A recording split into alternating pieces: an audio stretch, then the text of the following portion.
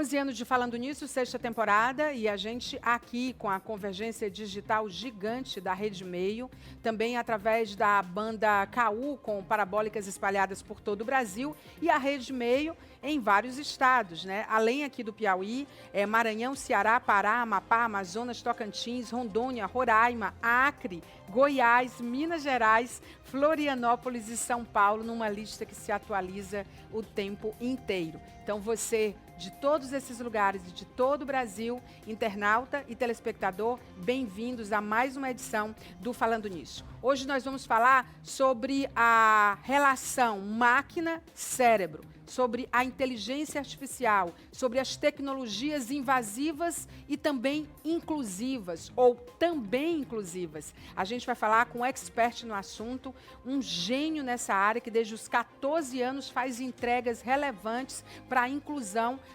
através da tecnologia. É Luiz Borges, que é um graduando de engenharia de computação. Você vai gostar dessa história, tenha certeza. Então aguarde em 2 minutos. Até já.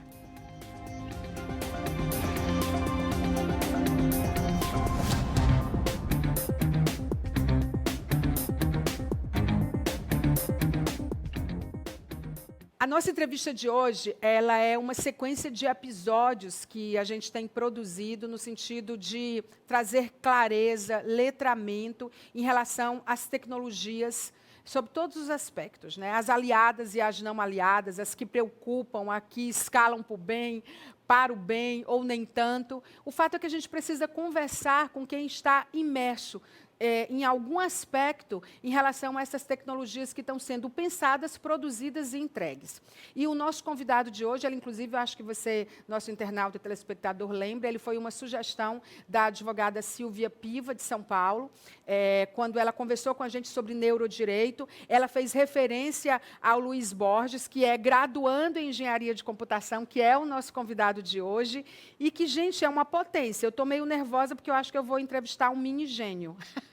Mini que eu digo porque ele não vai admitir que é. Olha, com 16 anos, ele foi identificado... primeiro ele desenvolveu uma máquina de replicação de DNA dos 14 aos 16 anos. Aí, aos 16 anos, ele foi identificado com altas habilidades, estou olhando aqui para poder dizer para vocês, com altas habilidades de superdotação pelo Núcleo de Altas Habilidades de Campo Grande, no Mato Grosso do Sul, isso aos 16. Aos 17, ele conquistou uma premiação histórica para o Brasil e tem um asteroide batizado com o nome dele em sua homenagem. E aí, de 2016 a 2017, ele desenvolveu um software que permitia a comunicação pelo pensamento. Isso aconteceu ali quando ele tinha entre 17 e 19 anos. Na Covid, ele arrasou de novo, porque ele desenvolveu um ventilador pulmonar de emergência, isso aos 21 anos. Ele hoje diz que tem 26 anos, eu ainda acho pouquíssimo. Ele se dedica tanto ao estudo e às entregas nessas tecnologias que ele está fazendo a graduação, como eu mencionei para você, na área de engenharia de computação. Mas para falar melhor o que ele faz nesse momento e qual é a percepção dele em relação às tecnologias que estão surgindo, né, as tecnologias emergentes, disruptivas ou não, nada melhor do que o nosso próprio convidado para falar. Então, Luiz, bem-vindo ao nosso programa. Obrigada pelo seu tempo. Eu sei que você está em São Paulo atualmente, está falando com a gente daí. E a gente quer saber tudo sobre você e principalmente sobre o que você está pesquisando em parcerias com outras empresas para entregar ao mercado. Bem-vindo. Muito obrigado. É sempre um prazer falar para a sociedade sobre pesquisas e desenvolvimentos que são, com certeza, do interesse dela, né? No campo da neurotecnologia, campo da interface cérebro-máquina, e essa interface tão interessante que existe entre aplicações da tecnologia na saúde. Luiz, você sempre teve um interesse genuíno por tecnologias ou ecossistemas ligados à tecnologia. De onde nasceu isso? Eu tive uma influência gigantesca no meu processo de formação pelo movimento de feiras de ciências no Brasil. Então eu era aquela criança que brincava mais dentro de casa, porque eu nasci e cresci numa vizinhança bem violenta e bem perigosa na cidade de Aquidauana, no Mato Grosso do Sul. E aí as minhas brincadeiras eram mais dentro de casa. Eu brincava de fazer experimento científico assistindo canais educativos como TV Escola, Canal Futura, esses outros programas de TV. E aí o jeito que eu brincava era fazendo experimentos. Por consequência, eu conheci o movimento de feiras de ciências no Brasil, que é onde jovens de ensino médio desenvolvem pesquisas científicas ou de engenharia e vão lá, apresentam esses experimentos, esses projetos. Eu participei de uma feira estadual chamada FETEC MS, e depois várias vezes da FEBRAS, inclusive acabou de acontecer. É um evento que acontece aqui em São Paulo, na Escola Politécnica, né, da USP. E o meu processo de formação e desenvolvimento de boa parte desses projetos que ou eu desenvolvi, ou eu estive como coordenador, eu tive participando da direção deles, foi nesse processo, foi nesse movimento. E a brincadeira, digamos assim, cada vez ficou mais séria, do ponto de vista de que agora, no meu tempo de vida profissional, eu trabalho exatamente na área de interface cérebro-máquina, que o interesse nasceu nessa época aí de adolescência, com 14, 15 anos. Você, inclusive, ganhou alguns prêmios importantes, né?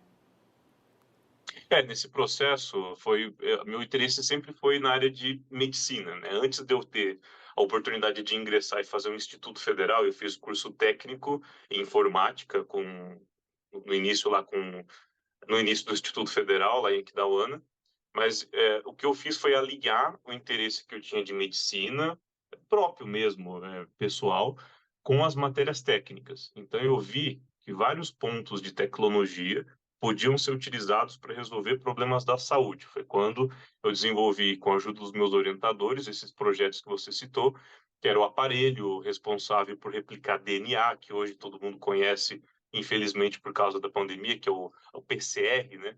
Tem um equipamento comercial que faz isso. Nós desenvolvemos uma versão alternativa que fazia a mesma função, só que com um custo muitas vezes menor. Só que as outras duas pesquisas já foram na área de interface cérebro-máquina. Então, a pesquisa de principal repercussão na época foi ter inventado ou criado um novo jeito, um novo método para se transformar sinais musculares em movimento, para próteses, para pessoas que têm o braço amputado abaixo da linha do cotovelo. Então, esse jeito de você controlar próteses era feito de um jeito mais simples, que permitia só com que a prótese, por exemplo, fechasse e abrisse. E o método que eu desenvolvi junto com os meus orientadores era um método que permitia você ver junta a junta de uma mão virtual, né, fazer essa decodificação mais precisa, mais acurada. E do mesmo jeito, entre aspas, enganar o cérebro da pessoa amputada para ela achar que o membro dela tinha retornado e fazer com que estímulos dados aqui na região do bíceps fossem percebidos pelo cérebro dela como estímulos dados na mão que ela perdeu. Tudo isso usando o que a gente chama de síndrome do membro fantasma. Então, longuíssima história curta, essa foi a pesquisa que teve uma repercussão. Eu acumulei, nesse meio tempo, de 2013 até 2017, cerca de 50 premiações nesses eventos científicos, no Brasil, Estados Unidos e Europa. E um deles, que eu tenho muito mais orgulho até hoje, foi o MIT ter batizado um asteroide, o 3353 da Silva Borges, em minha homenagem, por causa dessa pesquisa do novo método de controle de próteses. Incrível isso, porque assim, você desenvolve pesquisas e tecnologias na área de engenharia biomédica. E você está na engenharia de computação. Você, para mim, é a materialização de que tudo converge. Que as coisas decididamente não estão isoladas, elas são múltiplas em todos os aspectos, né? Não só multidisciplinar, mas múltiplas nas suas potências também. Atualmente, com toda a tua expertise, as tuas vivências e as tuas conquistas, o que você tem, aqui você tem dedicado o seu tempo, Luiz? Eu evoluí as minhas pesquisas no campo de interface cérebro-máquina, que é esse campo da tecnologia que estabelece uma série de técnicas de como você consegue transformar pensamentos em ações que tecnologia consegue entender. Então, o primeiro ponto de vista, a primeira vez que você entra em contato com esse conceito, pode parecer até alguma coisa esotérica, só que está Assustador. muito... exato. Só que está muito longe disso. Na verdade, é tecnologia e envolve um assunto que hoje está muito em voga, que é a tal da inteligência artificial. Então, eu costumo dar um exemplo muito simples. Todo mundo tem um celular hoje que, se você falar OK Google ou Hey Siri, o celular vai responder, porque ele identificou uma onda de voz. Ele está escutando ali a todo tempo, ele está monitorando a todo tempo. Sabe como você vai pegar e gravar uma mensagem de áudio em algum aplicativo e você vê aquela variação da sua voz? Aquilo dali chama uma onda temporal. Significa um tipo de dado que a informação dele está no tempo. O seu cérebro, ele produz um tipo de informação elétrica, que, se você colocar aqui uma série de antenas no seu couro cabeludo, como se fosse aquela touquinha de piscina que tem aqueles fios para fazer aquele exame de eletroencefalograma, você consegue ver ondinhas parecidas com ondas de voz. Então, do mesmo jeito que nós temos, já faz muito tempo, técnicas para identificar voz, comandos de voz, você consegue treinar um computador para reconhecer certos padrões de pensamento, que tem padrões muito específicos, que são pensamentos motores. Então, por exemplo, o desejo de uma pessoa abrir e fechar a mão direita e o desejo dela de abrir e fechar a mão esquerda. Tem uma propriedade muito interessante, que mesmo se você não fizer esse movimento aqui, você só pega e imagina, a onda é a mesma. Se você treinar um programa para reconhecer isso, usando lá a touquinha e inteligência artificial, você, em outras palavras, faz um programa que lê pensamentos. Um pensamento muito simples, que é mão direita, mão esquerda, só que já suficiente, por exemplo, para reabilitar uma pessoa que tem AVC, reabilitar uma pessoa que sofreu um acidente e está tetraplégico, paraplégico, uma pessoa que tem paralisia cerebral infantil, ou até mesmo uma pessoa que está acreditada, está em coma, completamente paralisada lá na maca, só que, se ela ainda está capaz de ouvir, escutar e entender esses comandos e produzir essas ondas, essa interface serviria para comunicação.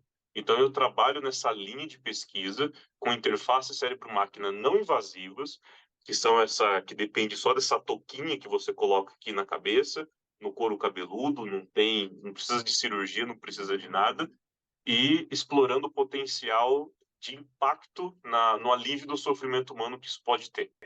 Isso é incrível porque assim acho que assim extrapola o que é inclusivo, né? Acho que coloca a inclusão numa outra página, numa outra escala.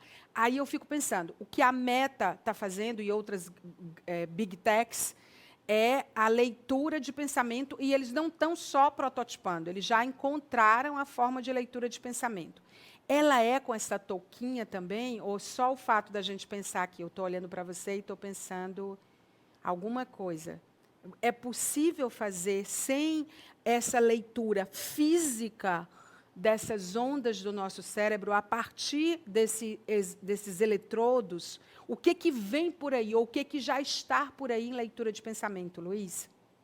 Felizmente ainda não. Felizmente, para a gente conseguir. Quando a gente fala em leitura de pensamento, a gente fala inicialmente, e falando de técnicas não invasivas, de pensamentos motores.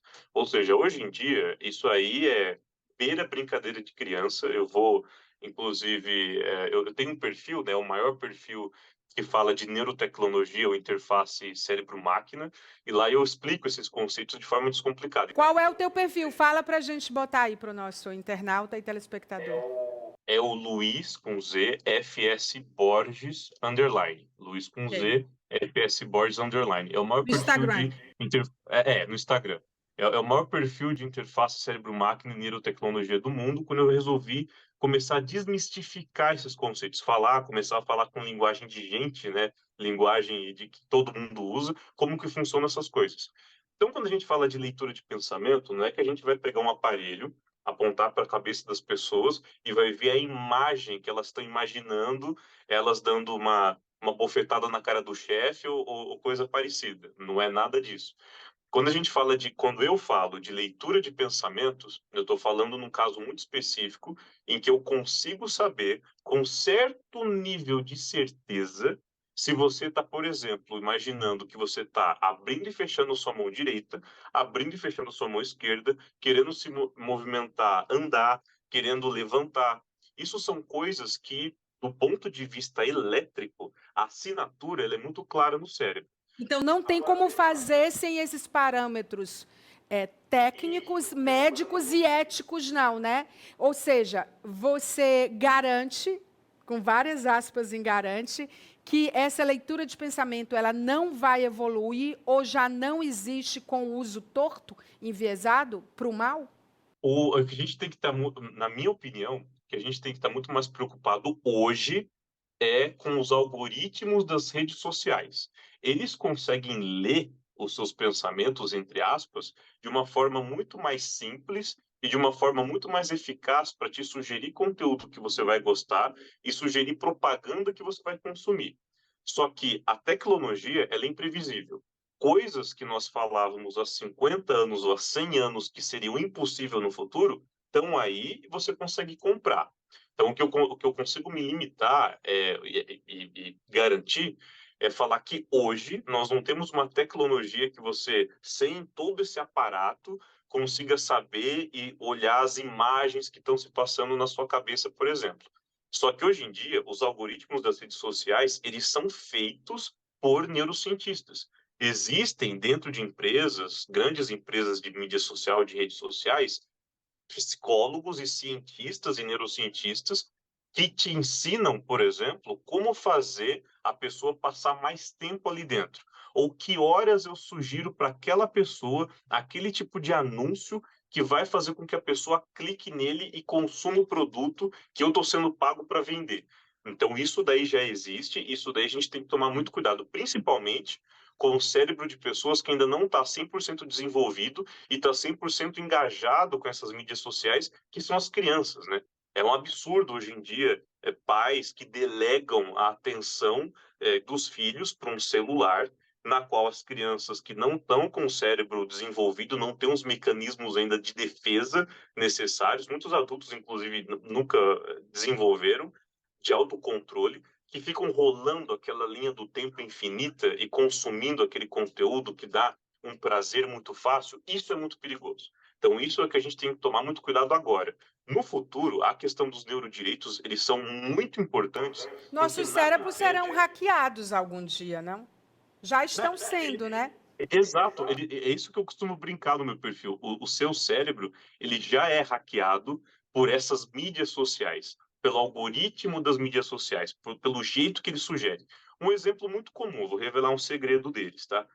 Sabe quando você está rolando aquela linha do tempo de qualquer rede social e tem aquela bolinha que fica carregando, aparecendo que está carregando? Aquilo dali, se é que a sua internet não está falhando, ele já sabe muito bem o conteúdo que eles vão mostrar para você. Só que no nosso cérebro, o que acontece é que a antecipação do prazer, às vezes, ela é percebida como maior do que quando você tem um estímulo, ou seja, maior do que quando o conteúdo carrega. Isso foi inspirado naquelas máquinas de caça-níquel de cassino, em que você roda e fica aquela roletinha. Então, aquilo dali é um jeito já de hackear o seu cérebro.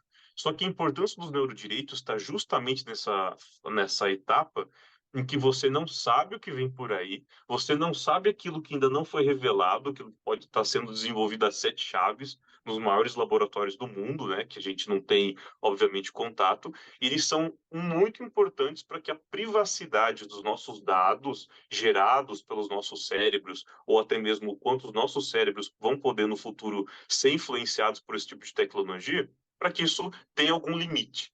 Então, é uma discussão muito importante. Não cabe ao mundo da tecnologia, e aí eu, como pessoa mais do campo da, digamos assim, das exatas, reconheço e sempre reconheci na minha trajetória o ponto de vista humanístico na regulação desses aspectos, porque é papel Sim, pode concluir. é papel do cientista, é papel do engenheiro desenvolver essas tecnologias, só que toda tecnologia é uma ferramenta, como se fosse uma chave de fenda. Você pode usar para ferir alguém, ou você pode usar para construir um aparelho que vai salvar alguém.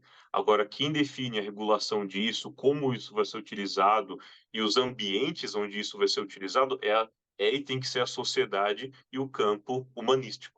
A questão do algoritmo, embora não menos nocivo, ela tem sido amplamente discutida, né?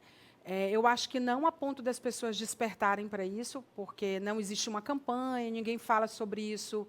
Fala-se sobre isso em canais muito específicos, não se fala massivamente ainda. né, que a nossa atenção está sendo hackeada, a nossa cognição, já existe legislação sobre isso. Agora, no SXSW em Austin, nos Estados Unidos, muitas tecnologias foram apresentadas, como a de impedir que a gente tenha pesadelo, e a gente fica pensando, será que não vem uma propaganda na sequência invadindo o nosso sono?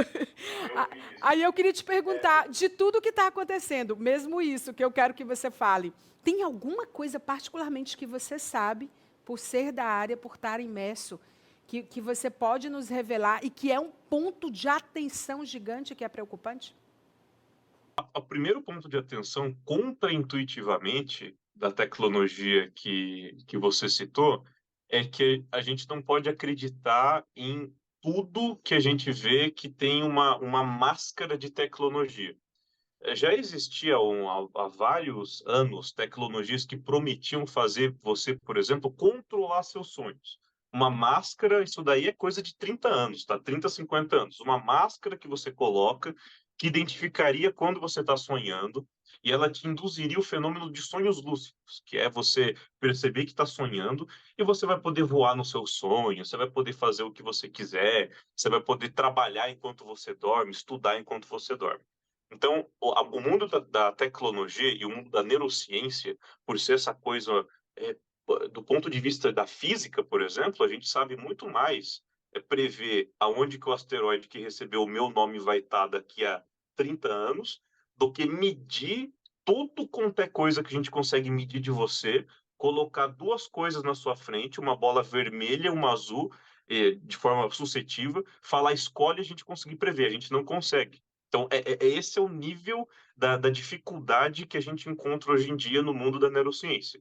A gente consegue prever aonde vai estar um asteroide do cinturão principal de asteroides, onde está lá o 3353 da Silva Borges, daqui a 30 anos, com um grau de exatidão muito bom, com a física de séculos, tá? Nem precisa de física muito rebuscada. E com a neurociência de 2024, a gente não conseguiria fazer esse experimento simples que eu te falei. É prever qual cor que você vai escolher, não importa que se a gente medisse cada fio de cabelo seu. Então a gente tem que tomar um pouco de cuidado com essas promessas de algumas empresas que falam, não, você vai colocar esse aqui, vai reduzir sua depressão. Você vai colocar esse negócio na sua cabeça, vai reduzir isso. A gente tem que estar sempre, essas alegações científicas, elas precisam sempre estar embasadas em estudos científicos que eles são publicados em meios que os outros cientistas verificam os métodos, verificam os dados, e eles dão algum parecer da publicação. Se aquilo serve, se aquilo não serve, para você conseguir ter algum parâmetro sobre isso. Porque, infelizmente, o mundo da tecnologia não se exime de coisas assim. Agora, respondendo a outra pergunta de Sim, o pode que falar. coisas que a gente tem, coisas que a gente tem que tomar aí sim um pouco mais de cuidado são tecnologias invasivas. Quando você fala de monitoramento de atividade cerebral invasiva. Porque aí você tem que ter uma análise de risco muito grande para ver se vale realmente a pena aquele procedimento que você está fazendo. Eu tenho amigos que são fissurados em jogar videogame, por exemplo. Gostam muito, passam o dia inteiro jogando, e eu tenho absoluta certeza que eles se submeteriam a uma cirurgia de implante invasivo se eu falasse para eles que aquilo dali ia controlar o avatar melhor. Então, assim, tem gente que tem gosto para tudo, que é o corpo dela, ela faria isso com absoluta Desde que certeza. você tenha a opção de dizer sim ou não, mas quando for invasiva, que isso não couber a você Só decidir. a gente não pode deixar 100% isso para as pessoas, porque elas podem, às vezes, não ter ideia das implicações que aquilo pode ter. Então, por exemplo, acabou de ter o anúncio que aquele paciente da Neuralink, a empresa de interface cérebro-máquina do Elon Musk, foi implantado com aquele chip, né, que é um termo mais comum, mas é um aparelho de monitoramento de sinais cerebrais. E a grande evolução que a Neuralink fez, a grande novidade que eles apresentaram, é uma interface que pela primeira vez fica dentro do crânio. Você olha para a cabeça do cidadão e você não vê nada espetando, o que já é um avanço gigantesco. Todas as outras empresas que fizeram coisas parecidas, elas tiveram a necessidade de ter como se fosse um cabo USB saindo do crânio da pessoa. E aquilo dali, para dar um risco de infecção e N implicações, era gigantesco. A Neuralink conseguiu fazer uma coisa tão pequenininha e tão elegante do ponto de vista de tecnologia, que fica 100% dentro do crânio, não tem nada, né? Não é só que é sem fio, não é só que a transmissão é sem fio, fica 100% dentro do crânio. Só que aquilo lá está implantado num paciente que não tem movimento dos braços, para você ter uma ideia. Só porque a demonstração que foi feita foi com ele jogando videogame, não quer dizer que isso vai ser utilizado por pessoas que mexem as mãos de forma, né, comum para jogar videogame melhor. Aquilo dali é em último caso. Pessoas, pensa bem, que não tem movimento e sensação do pescoço para baixo, para elas terem mais um pouco de autonomia na vida delas, poder controlar coisas ali ao redor. E isso aí que esse tipo de discurso que a gente tem que tomar cuidado. Então, tecnologia invasiva é só nesses casos extremos, não é para você jogar videogame melhor.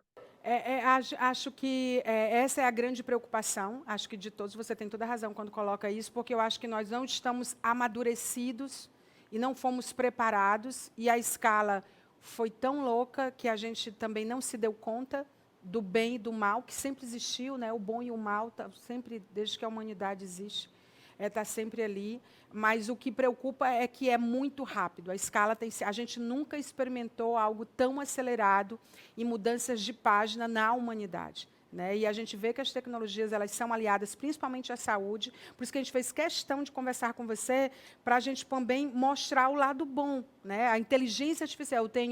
Eu tenho um colega que trabalha na Janssen, da Johnson, e eles estão estudando imunizantes universais e imunizantes personalizados a partir de inteligência artificial e nanotecnologia para as próximas pandemias. Quer dizer, eu acho que tem uma camada do que é bom, que é gigante, mas sempre vai existir a camada do que é ruim. Por isso, assim, falem mais. Aproveitem todos os canais. A gente queria super te agradecer. Pode falar, por favor. Essa discussão que você levantou é muito pertinente, porque, veja, a tecnologia ela chegou a um ponto em que ela avança muito mais rápido do que a sociedade é capaz de regulá-la. Sim. Então, hoje, são poucos países, o Chile deu um exemplo muito bom disso, que tem na Constituição os neurodireitos, que falam sobre tecnologias que ainda não existem, só que justamente antes de existir, antes de alguma empresa ser capaz de criar, por exemplo, um totem que você passe na frente da loja e ele influencie você ficar com fome e entrar dentro da loja, antes que isso exista, a gente tem que ter alguma norma falando que isso não pode ser Tem que feito, ser ou regulado. até onde que isso pode ser feito. Então, toda a tecnologia e a tecnologia de interface cérebro-máquina e neurotecnologias, elas não são diferentes, elas são ferramentas. Elas não são inerentemente boas ou ruins. Cabe à sociedade organizada, cabe os profissionais da área de humanas, sociológicas, ou sociais, né, desculpa, entenderem o contexto, analisarem e usarem dos canais livres, assim como esse, de debate com a sociedade, para que nós decidamos juntos Sim. como que a gente vai fazer, né? Onde que a gente vai usar isso, onde que a gente não vai usar. Então, esse tipo de discussão realmente é muito pertinente. A tecnologia, às vezes, avança ao passo muito mais rápido do que a gente é capaz de regular. Olha, quando a sua pesquisa com essa empresa que você está trabalhando estiver pronta e tudo que vocês estão pesquisando para entregar, chama a gente que a gente quer mostrar, tá bom? Tem, para as pessoas que estão interessadas, provavelmente vai ter um anúncio muito interessante nas próximas semanas sobre essa parceria. Nós vamos divulgar a parceria, não é exatamente com uma empresa, é uma instituição bem grande e respeitada nesse campo de atenção a essas pessoas que têm esses tipos de deficiência. E quem quiser ver, tá lá, vai estar lá no Lu. Mas você vai. A gente, eu vou ficar assim, daqui a uma semana eu te chamo de novo, assim, só te mando uma mensagem, Luiz, e aí saio para ir te lembrando. Sim, mas antes pode saber que eu posso A gente quer falar contigo, mostrar, sim. a gente quer Sim, com mostrar. certeza. Luiz, muito obrigada pelo teu tempo, parabéns pelo teu trabalho, obrigada por ter colocado as tuas altas habilidades a serviço do bem, acima de tudo, e da humanidade. Eu acho que tem muitos Luizes por aí. Foram boas influências. Eu Pois devo é. isso a várias pessoas. Eu tenho certeza disso e obrigada a elas também que te influenciaram. E eu quero ser sua best friend, porque eu sou de humanas, você é de exatas, mas você sabe que humanas e exatas agora andam juntas, né? De mãos dadas, né? Sempre Totalmente. deveriam. Eu costumo Pois é. brincar que a engenharia, na verdade, ela pode ser considerada uma das ciências mais humanas, porque, para mim, o único papel da engenharia, da tecnologia, é desenvolver artefatos, ferramentas para o alívio do sofrimento humano, né? É. Nada de especulação, de coisa para fazer, é, é, enfim, objetivos que não vão mais bestializar os seres humanos ou vão mais tornar os seres humanos próximos de máquinas. A gente tem que fazer coisas que nos tornem mais humanos, que expandam as nossas capacidades de afeto, de atenção, de cuidado ao próximo, e não de máquinas, tornar a gente mais próximo a máquinas, né? Sim, sem dúvida. A principal tecnologia, afinal de contas, humana é a consciência. Obrigada, Luiz. Foi incrível a Obrigado. entrevista. Olha, falei para vocês que essa entrevista ia ser ótima, que vocês iam gostar e que a gente ia aprender, despertar e ter um pouco de esperança, né, em relação ao que está acontecendo. Acho que o nosso papel também é trazer consciência das coisas boas para a gente poder ter a capacidade de enfrentar aquilo que, como sempre, nunca foi tão bom. Ou então foi terrível, né? Então a gente vai para um breve intervalo comercial e eu volto já com mais falando nisso para vocês. Até já.